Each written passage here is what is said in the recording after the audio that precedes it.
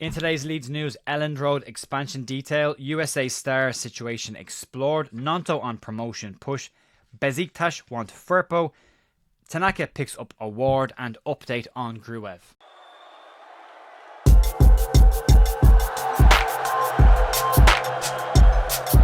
Morning folks, welcome back to The View. Jer here, Tuesday morning the 10th of December with your Leeds United news. I am going to try and speak slower after Joe Blackburn did a fantastic job last week in filling in for me, so massive thank you to Joe for doing that, and also a massive thank you to all the positive comments and support that everyone gave Joe. It really did allow me to take some time off, which I really needed after 2 years of having no break at all, so really appreciate that. But we've got a lot of news to get stuck into, so let's stop hanging around and let's start off with the first story of today, and that's around more details coming around the expansion plan of Elland Road. And according to Graham Smith in the Yorkshire Evening Post, he believes that Leeds could have some form of expansion plans in place with shovels in the ground should Leeds confirm their promotion to the Premier League.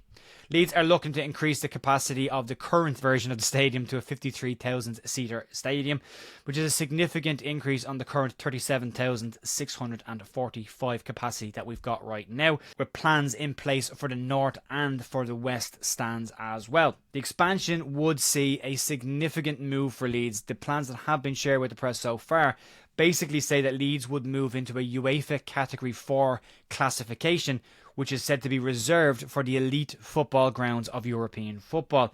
The YEP's chief sport writer Smith isn't expecting major developments on the ground to be started until promotion is secured, although there were ways the club could get the ball in motion should they decide to, and Smith said the following: I think people will see this as positive news. It's not like a lot of people are saying this is stupendous or they're doing cartwheels and backflips, but it's more flesh on the bones, and I think it's more of a commitment on the record from the 49ers to say, we're doing this. You don't commit £10 million getting to the planning approval stage and then say, you know what, actually, we don't fancy building the stadium. They are very serious about the redevelopment.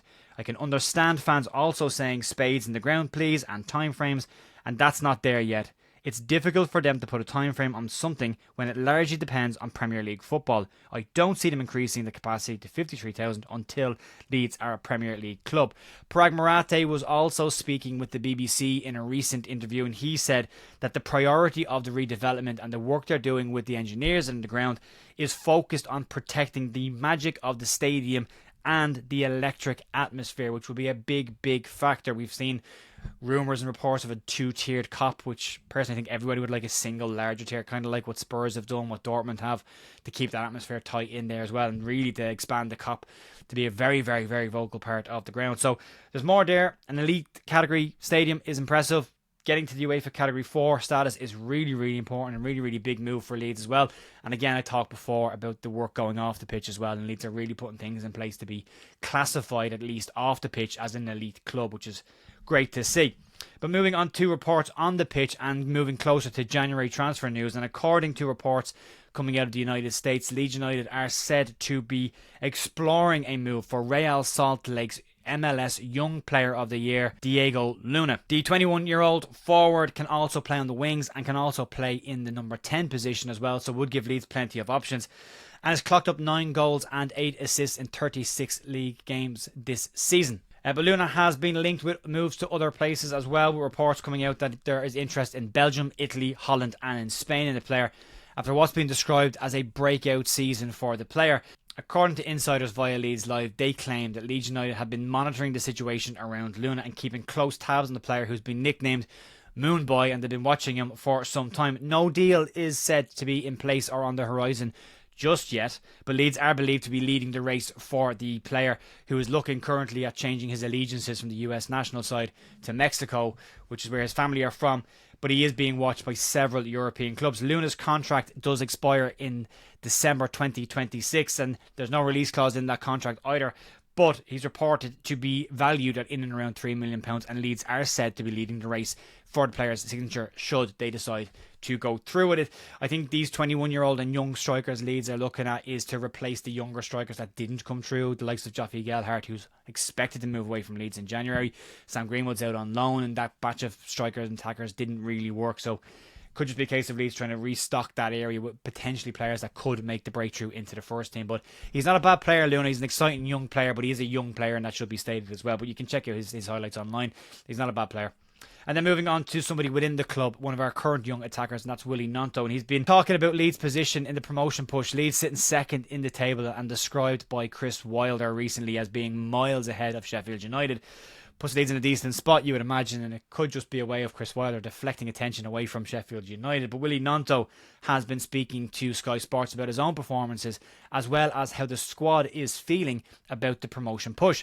And he said the following: "It's our goal, of course, but we are still a long way to go, and we are not really thinking about it now. We were so close last year, but we are hoping for a different ending this season. I feel we've learned the lessons from how last season ended, and I want to be at my best, stay fit, and score and assist as many goals as I can." I think the lessons being learned of last season will really show up after January transfer window has closed, an area Leeds didn't maximise last season and left us short coming in. But on his own performances, Gnonto has talked about how disappointed he is in his own numbers this season and how keen he is to rectify that and to improve them, which for me does add to the growing maturity of the player that we're seeing this season, as well as self-awareness, which is a hugely important part of being a young player. He understands his impact on the team, and he understands when he's not scoring and assisting the impact that has on the team, and he wants to do more for the side, which is great to see. Always nice to see.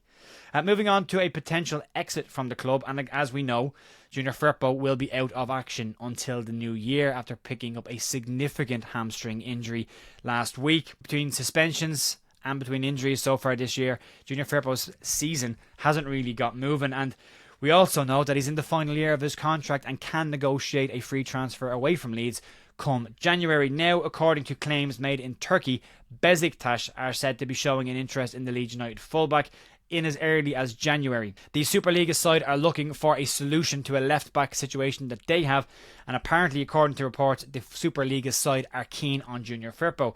Photosport have reported that Besiktas think Junior Firpo is the likely best replacement for that left-back situation that they have in that team, but they have also been linked with several other left-backs so far this year, and it could just be a case of Firpo, because he's in the contract situation he's in right now, being linked with a move away from the club. We also know that Junior Firpo has been linked continuously with a return to Real Betis, his hometown club, and could negotiate a free transfer and move to them as early as January once the window is open.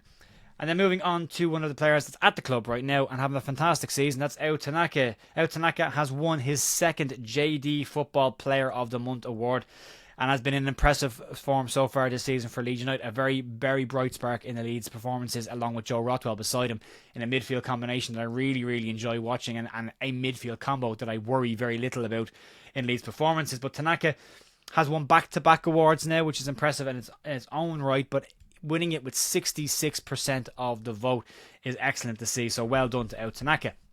Moving on then to another Leeds midfielder who's currently not in the squad, and that's Ilya Gruev. And Daniel Farke has been giving an update on the situation surrounding Ilya Gruev's injury, after a report came out this week about the player being back on the grass coming from Bulgaria. Farke has stated the midfielder is still weeks away from rejoining team training, despite reports in Bulgaria that said that he is back on the grass and doing recovery, but they do reiterate that this is only him wearing boots, being back on the grass and not being involved in team activities just yet.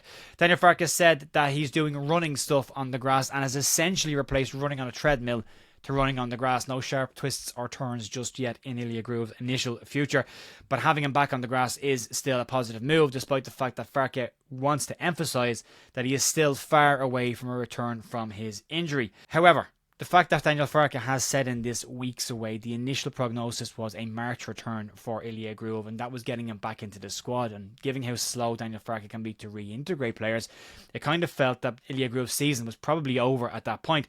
Saying he's weeks away is a massively positive step forward for the player that could mean Leeds could get Gruev back and back in action before the end of this season, which would be a massive step for Leeds heading towards the back end of the season. Gruev had a phenomenal second half of the season for Leeds last year and was very important to Leeds in that midfield, and having another option in there to allow the likes of Tanaka or Rothwell move further forward or rotate the team quicker would give Leeds a big boost heading into the final run of the season. So great to see all of that, all very positive stuff, and we wish Ilya Gruev a speedy recovery, as well as Junior Firpo as well, coming back from that. hamstring injury. Folks, that's going to be it for me today. I'll be back tomorrow morning with some Leeds news. No review tonight. I'm still jet lagged. I'm going back to bed to get some sleep. I got in at 4 a.m. this morning, and I'm pretty tired after not sleeping on the flight. So I'll get that done. Back in the morning for more Leeds news. We have some sort of a preview out before the game tomorrow night. Enjoy the rest of your day. Thank you again for supporting Joe and allowing me to take some time off. I really, really do appreciate it. Some of the comments for Joe were really, really nice, and it's great to see people supporting. Folks, massive thank you as always for supporting me and supporting this channel, and I will talk to you soon. See ya. Bye.